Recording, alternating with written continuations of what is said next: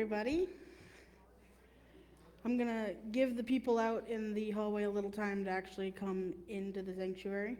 So we're going to start with some announcements this morning. As a good, normal announcement, if you guys ever need any of the announcements, if you guys are ever wondering what's going on, where to find the information, your best places are going to be in the bulletin on Sunday, on Facebook throughout the week, and most definitely on the app. We try to keep the app as updated as possible, so if you ever need any information, especially if you're just not sure what's starting, especially with the start of the new year, the app is a great place to start. And yeah, all right, so a couple of announcements for what's coming up, starting with today. The only thing going on today after service is that there is teen quiz practice after church, like at 4, but there's no youth group and there's no kids services. So other than that, there's nothing going on today. There's also nothing going on this Wednesday. You get a little bit of a break, woohoo. But starting next Sunday, we've got a new discipleship class starting on Sunday mornings at 9 a.m. called Supernatural. It's going to be looking into some strange passages of the scripture following a book by the same title, and it's going to be led by Steve Miller. So if you're interested in that class, it starts next Sunday, 9 a.m. Also, the Wednesday following next week is our all-church prayer service. So Wednesday the 12th at 6:30 here in the sanctuary, we're going to do an all-church prayer service called Pray the Walls Down. It's going to be praying for all ages, so if you're a kid, you're an adult, you're a senior, anyone can come, and we're just going to be spending the time in prayer and in service together. So like I said, that's on the 12th at 6:30. As always, offering, there are different ways to give offerings, so don't forget about that. There is the box out in the hallway. If you want to drop yours off, you can give through the app, or you can mail it in. That's also a good option, especially for those who aren't here this week, who are joining us on Facebook. Okay, so today we've got ourselves a special service.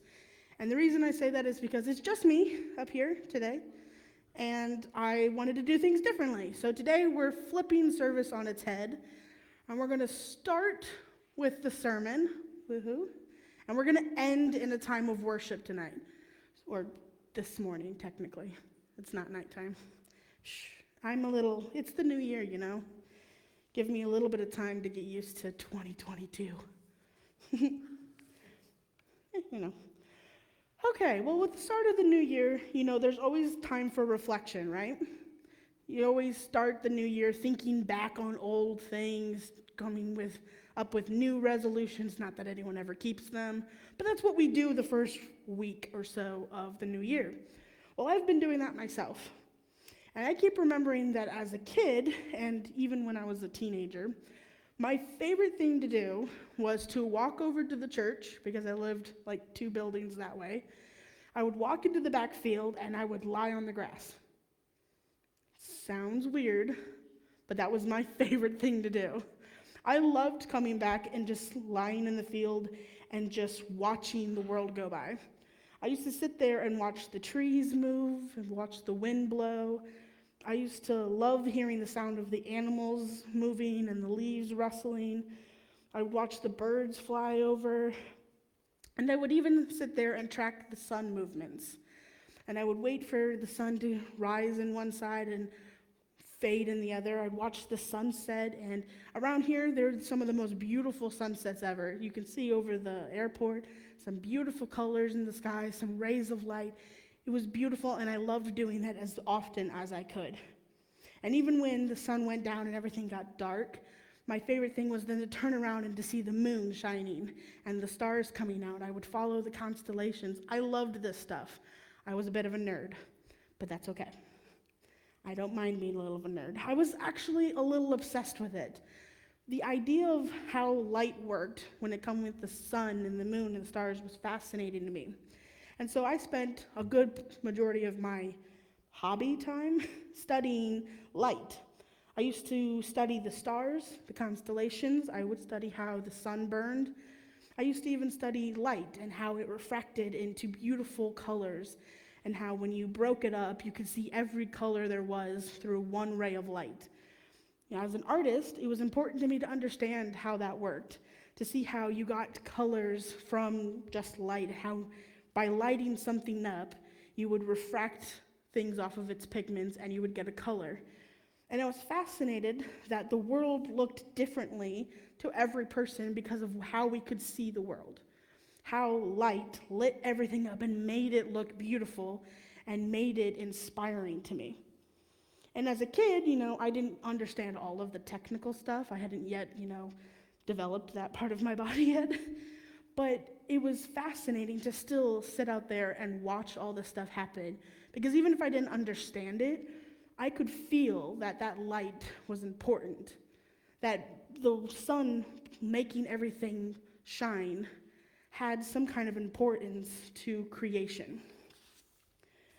See, different sources of light mean different things to just about all of us, and they can make the difference in just about anything. For me, some of my best and most favorite examples of light can be just about anything, and they each represent to me something different. The sun, the moon, the stars, they are a sense of calming for me. I used to come over here because when I was having anxiety, that would make me feel better. It relaxed me and made my mind at ease, and it was something that made me feel better. There are other things that helped me see the world different ways. For example, a great source of light that's my favorite is campfires. When you are sitting in the dark outside, lighting a campfire is amazing to me, because to me, it represents the love that I have with my friends and my family. It reminds me of the things that I've done as a kid, things that I've done this past summer, and just all around good, relaxing fun. As a kid, there was an oil lamp in my house that I loved. My parents probably didn't know I loved it so much, but it sat in our basement. And what I loved about it so much was that when the power went out, we would light that oil lamp up, and everything didn't seem so scary anymore. It made everything look beautiful and still bright, even though it seemed so dark and scary around me. Christmas lights. We just finished Christmas season, right? Christmas lights were always a favorite one for me. They reminded me of the holiday spirit, and they lit up the cold winter nights and reminded me that Christmas is coming, which reminded me of why we celebrate Christmas. Even the lava lamp I had in my bedroom was a source of light that made me feel better by having it there. Sources of light represent something different to all of us because we have different memories associated with them, and they each provide a different sense of beauty in our lives. They help us see the world. See, the idea of light is a powerful image because when we know what light is capable of doing, we understand that what makes something a great source of light helps us understand that that source is important for us in life. Today's reading comes from the book of John. Even though in 2022 we're going to be going through the book of Luke, we're going to start here in the passage of John chapter 1 because it's a great foundation for understanding who Jesus is.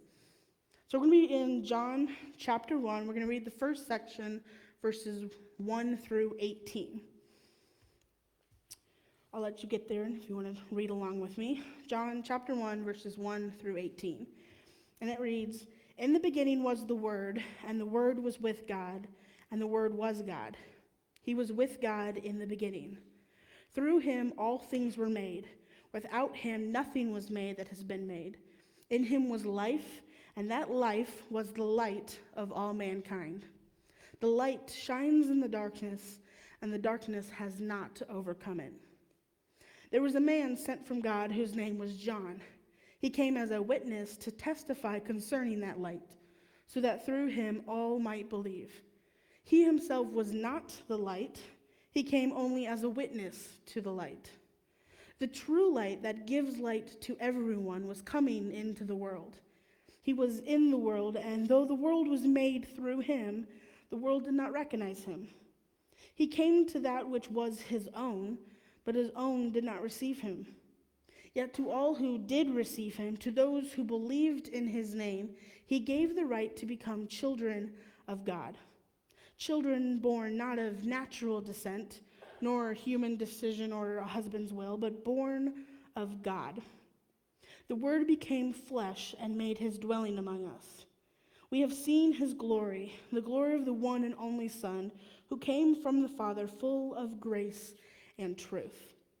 John testified concerning him. He cried out, saying, "This is the one I spoke about when I said, 'He who comes after me has surpassed me, because he was before me.' Out of his fullness we have all received grace in place of grace already given. For the law was given through Moses, but grace and truth came through Jesus Christ. No one has ever seen God but the one and only Son, who is himself God and is in closest relationship with the Father, has been made known." Whew, that's a very long passage. But there's two very important things in this passage to keep in mind. There are two important descriptions that we want to pay attention to. In this passage, the emphasis is on the description of the Word and on light. Jesus is being described as both of these. He's the Word and he's light. And by understanding that these are descriptions of Jesus, we get an important aspect of who Jesus is as we're studying who he is. Now, this probably seems a little redundant. I mean, we're like 1 week past Christmas, right? We've been listening for like a month or so about who Jesus is, why he's important, why he came. We spend the Christmas season in anticipation of him coming. We remember his coming the first time. We anticipate his coming the second time. We talk about how Jesus is the King, the Savior, the Messiah. He was born of God, and he was born of Mary, a man, human being, by the way. That was a woman who was a human being. We've talked about who Jesus is. We know why he's important. We've covered the important stuff, right? Probably not. See, what's important is actually that this passage in John lays the foundation for all of that. For us, these descriptions of who Jesus is illustrate for us the importance of who Jesus is, who is also God in the world today. The reason why we celebrate his birth and why we anticipate his second coming is because Jesus is God and he is in the world.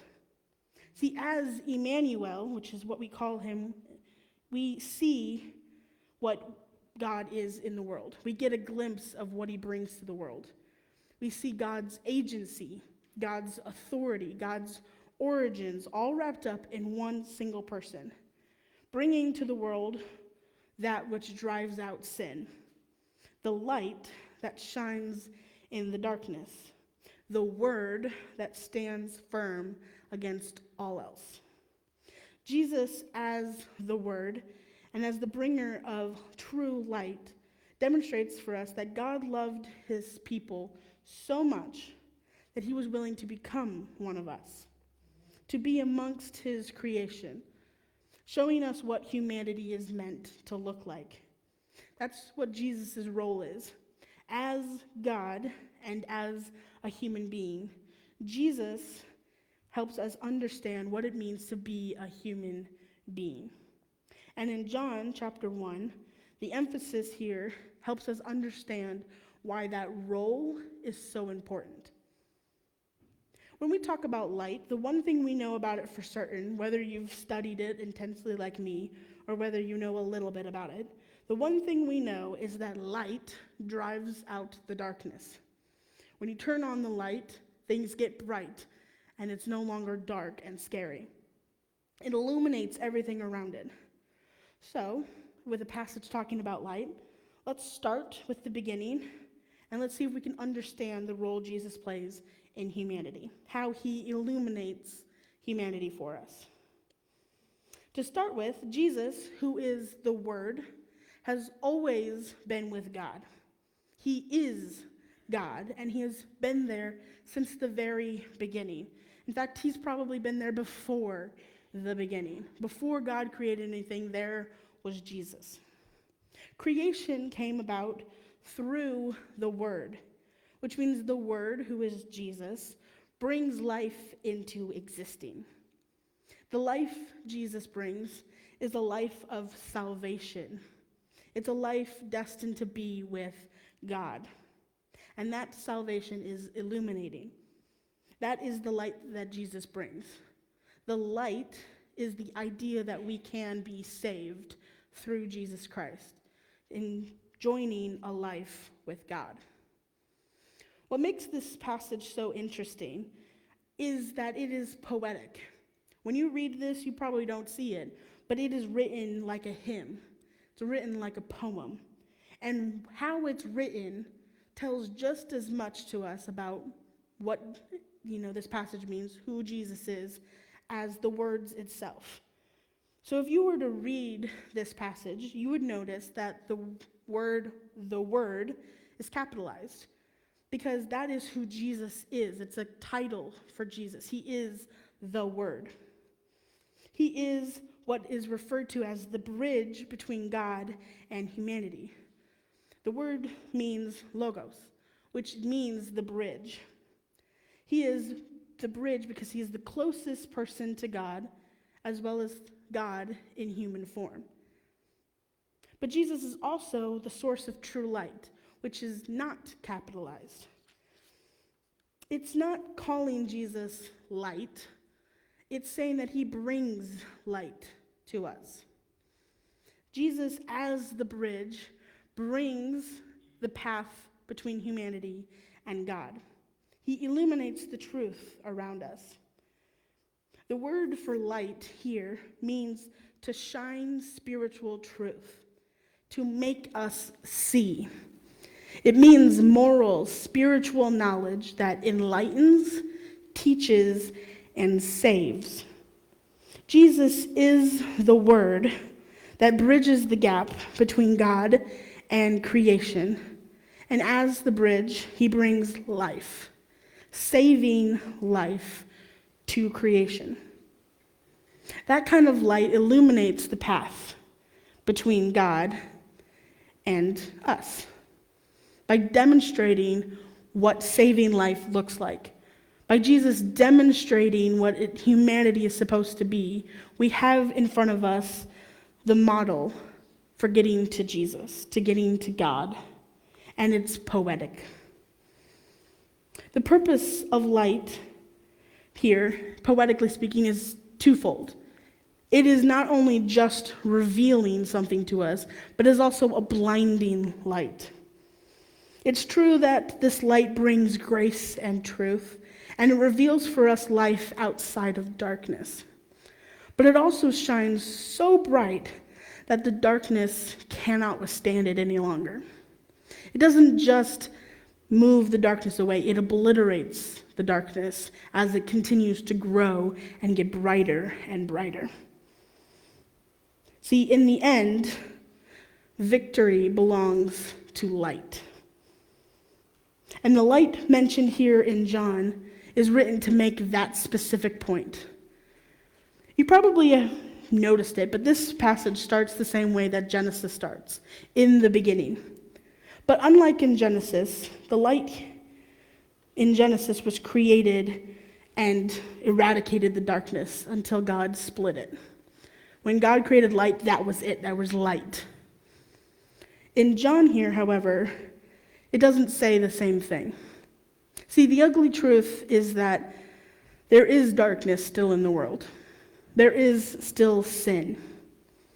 And there are people who choose to continue living life in that darkness, in that sin. There are people who, unfortunately, die before they even get the chance to know that there is a difference, that there is light in the world. The ugly truth is, the light did not obliterate the darkness yet. When we look around us, those bad things are still here, but the truth is the victory still belongs to the light. See, here in John chapter 1, the important thing that's written is that Jesus came into the world and started a light. He brought with him this little bit of light so that it could grow, that it could get brighter, and that it could spread further into the darkness, making the darkness slowly disappear until eventually there is no darkness left.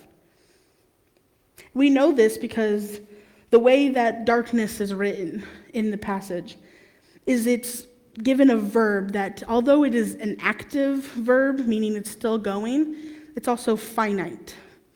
See, darkness, although is still here, is a completed action.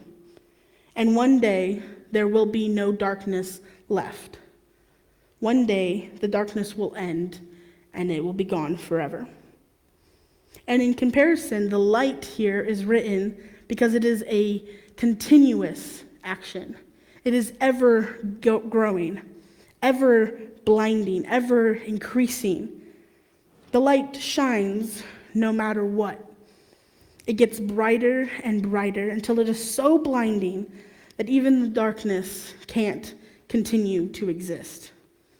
We read that the light shines in the darkness, and the darkness has not overcome it.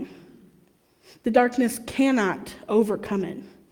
It can't even comprehend the power and authority that that light has in the world.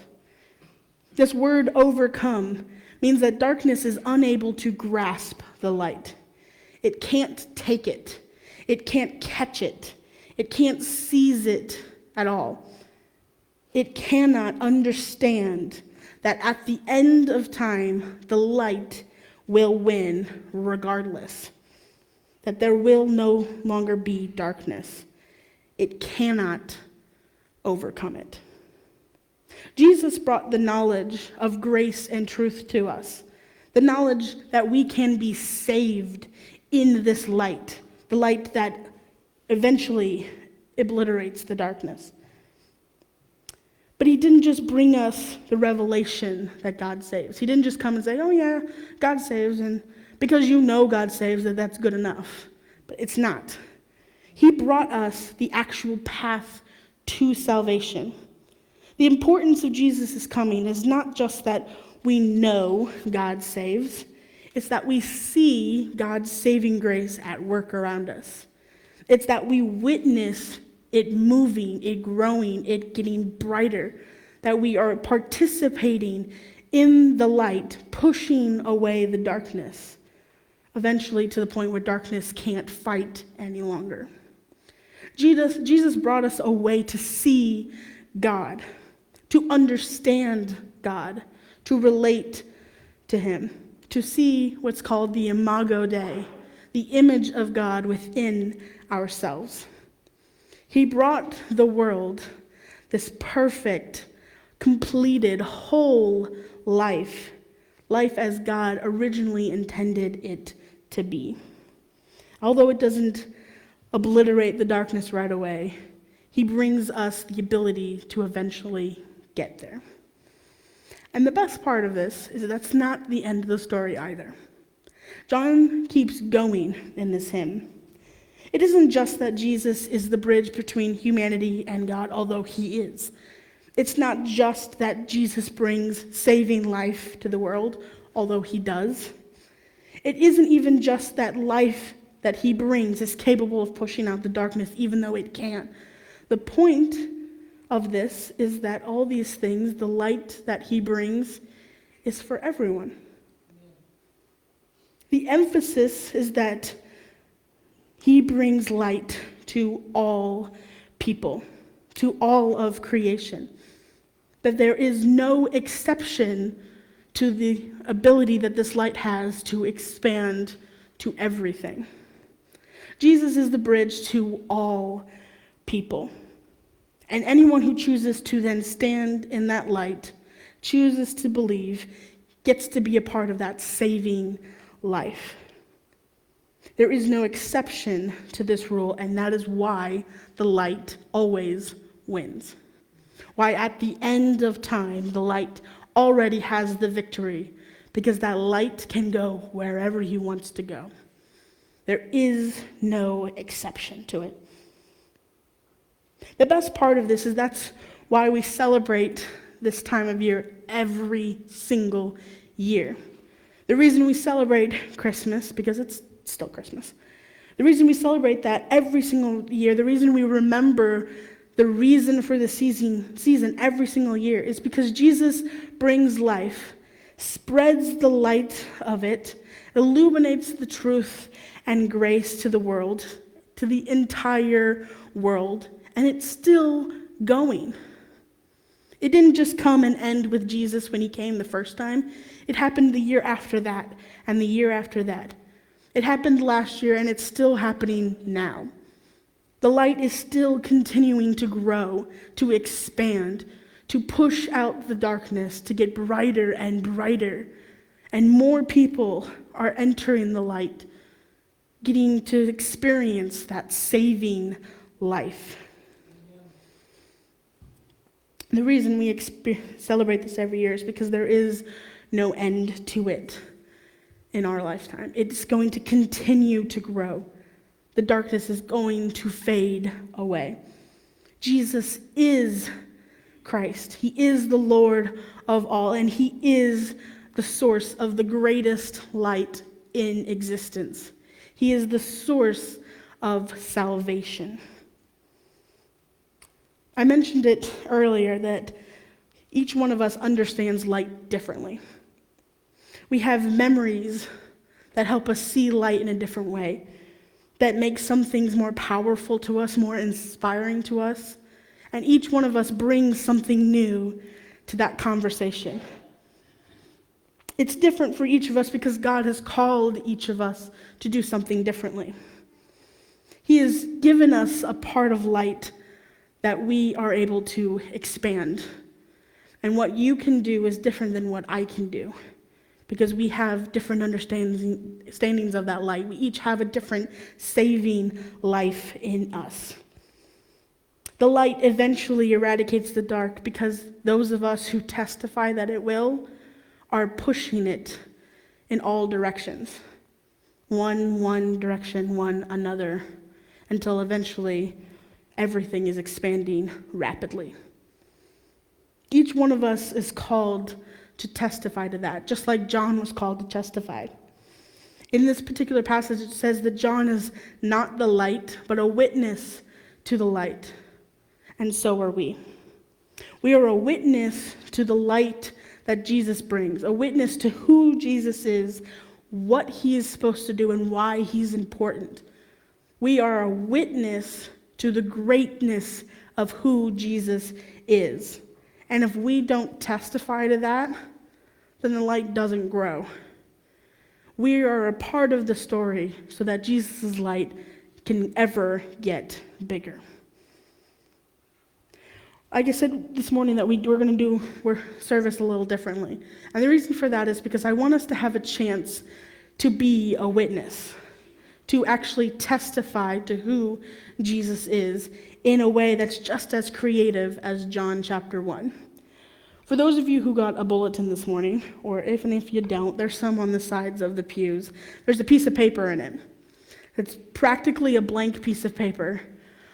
And I want you guys to be able to use this piece of paper to testify to the importance of Jesus' light in your life. To be able to testify in an artistic way, whether that is writing something down or drawing a picture or doing something with that piece of paper that shows how important Jesus is in your life, how his light shines through you to the rest of the world, to testify to who he is. See, testimony is a huge part of worship, and we don't often shine the light onto it. But I want us to be the focus for our worship today. So while we are joining worship together in song, I want us to also be getting the chance to testify to who Jesus is to you today by writing it on that piece of paper, drawing it on the piece of paper, and then bringing it up to the altars. Whether you want to then pray over it, pray over those who have left theirs, that's also an option. But I would love to have everyone do this as a way of testifying that his light is within you. So while we're ending service today, I'm going to have someone come up and reread John chapter 1 so that you can get another feeling of what the light means to you.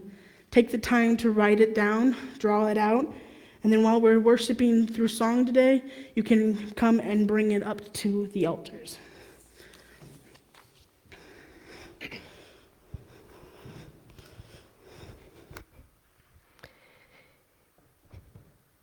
In the beginning was the Word, and the Word was with God, and the Word was God.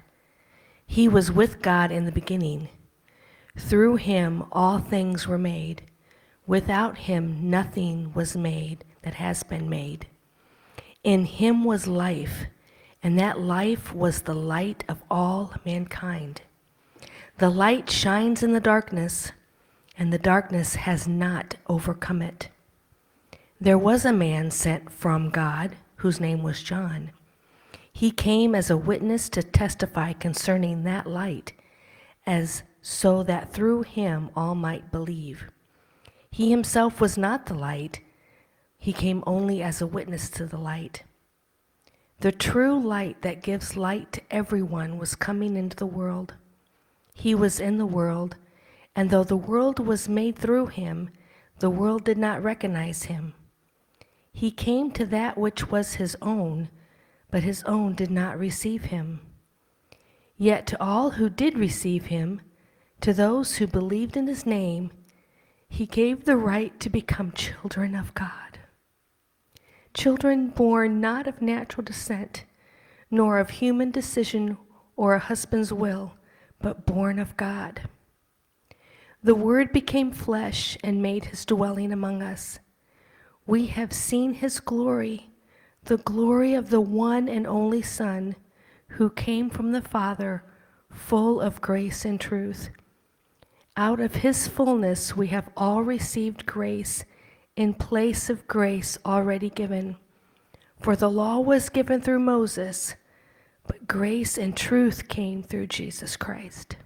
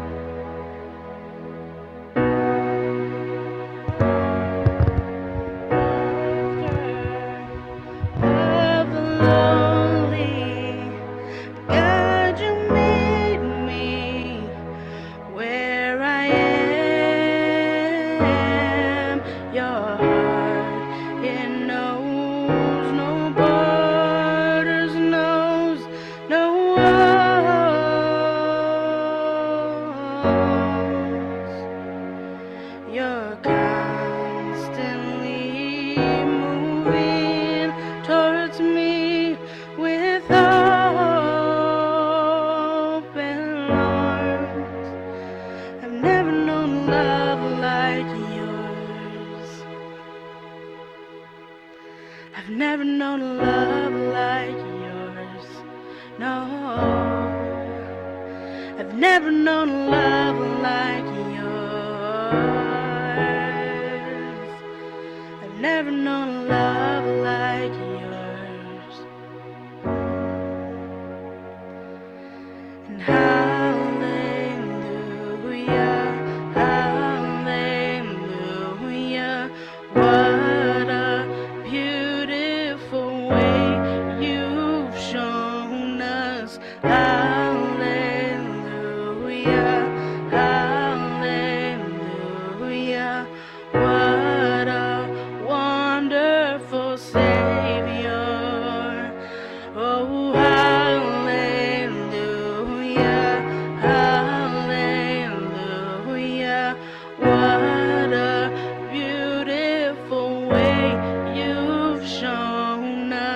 Hallelujah, hallelujah. What a wonderful Savior. I've never known a love like yours. I've never known a love like yours. No, I've never known love like yours. I've never known love like yours. No, Jesus, what a Savior, what a brother, what a friend. You're the lifter of the lowly. God, you meet me where I am.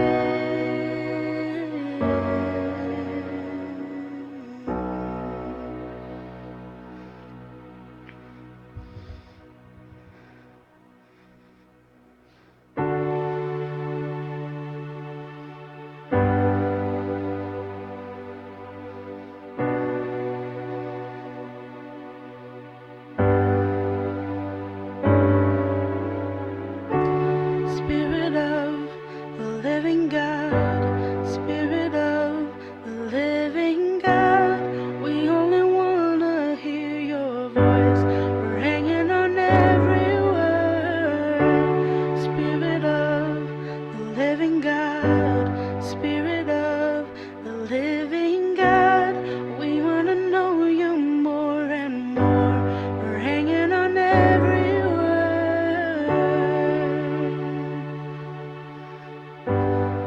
Come and speak to us, oh Lord. Spirit of the living God, Spirit of the living God, we only wanna hear your voice. We're hanging on every word. Spirit of the living God, Spirit of the living God, we wanna know you more and more.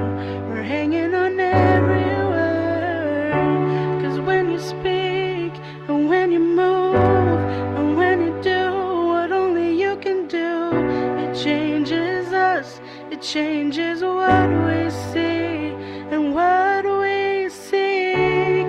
When you come in the room and when you do what only you can do, it changes us, it changes what we see and what we seek. You're changing everything.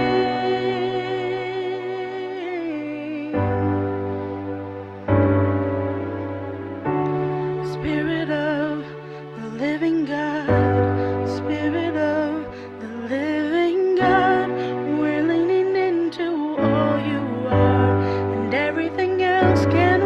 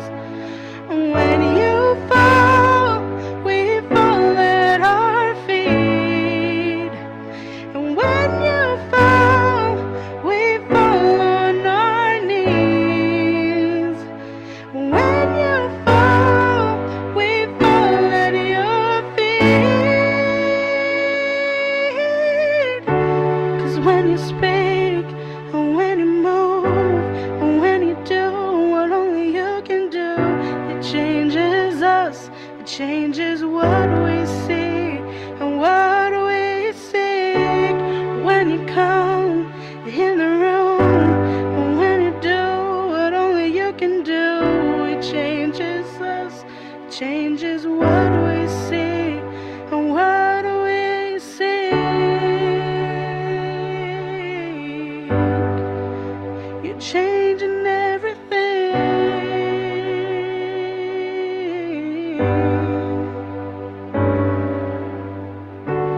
Spirit of the living God, Spirit of the living God, we only wanna hear your voice. We're hanging on every word.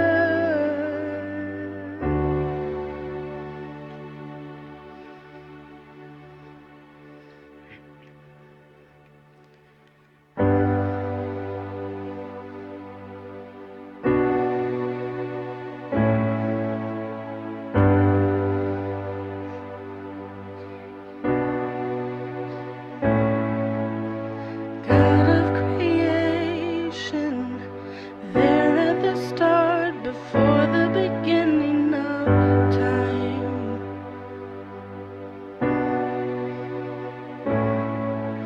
With no point of reference, you spoke to the dark and fleshed out the wonder of light. And as you speak, 100 billion galaxies are born. In the vapor of your breath, the planets form. If the stars are made to worship so alive, I can see your heart in everything you've made. Every burning star a signal fire of grace. If creation sings your praises so alive, so will I.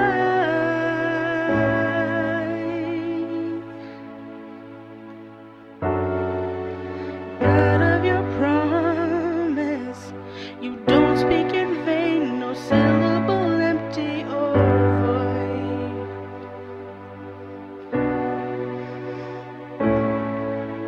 For once you have spoken, all nature and science follow the sound of your voice. And as you speak, 100 billion creatures catch your breath, evolving in pursuit of what you said. If it all reveals your nature so alive, I can see your heart in everything you say. Every painted sky a canvas of your grace.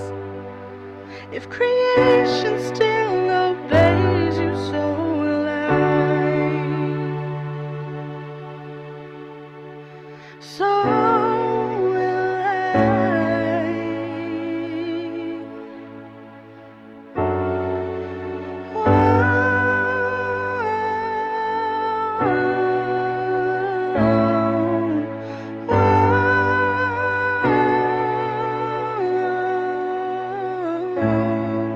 If the stars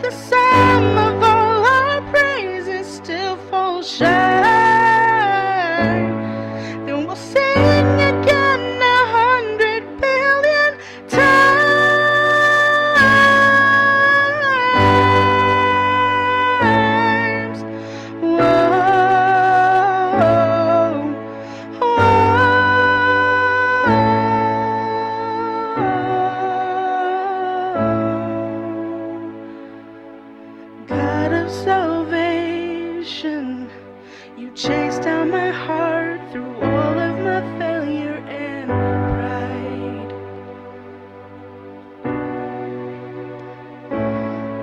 On a hill you created, the light of the world, abandoned in darkness to die.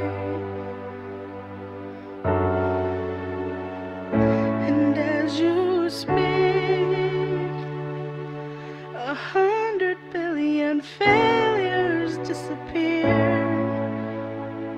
Where you lost your life so I could find it here. If you left the grave behind you so alive, I can see your heart in everything you've done. Every part designed in a work of art called love. If you gladly chose surrender so alive, I can see your heart 8 billion different ways. Every precious one, a child you died to save. If you gave your life to love them so alive, like you would again 100 billion times. But what measure could amount to your desire?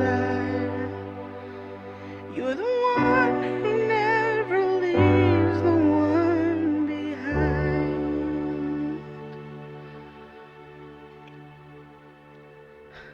Dear Lord, as we end our worship this morning, I want to praise you for who you are. You are the Word who brings life, the bringer of light and salvation, the one who came to save all mankind, to bring all mankind to what you created us to be. And if you can do all of those things, then I can be a witness to what you've done in my life. And I pray this morning that you would give us that light in all of us, that you would give us the ability to spread that light to all the world, to every person, so that they have a chance to believe in you, that they would be given a choice to take your light and make something of it, to let your light shine through them, just as it shines through all of us. As we end our worship this morning, I just want to praise you, to lift you in worship, and know that as we leave today, our worship doesn't end. Our purpose doesn't end. Your light does not fade as we walk out of this building. And so I pray that in your name we take that light and we spread it so that the victory belongs to you and that the darkness no longer exists. In your name I pray this. Amen. You guys are dismissed this morning. If you haven't had the chance to come and place your testimony up here today, I encourage you to do that before you leave. Have a great Sunday.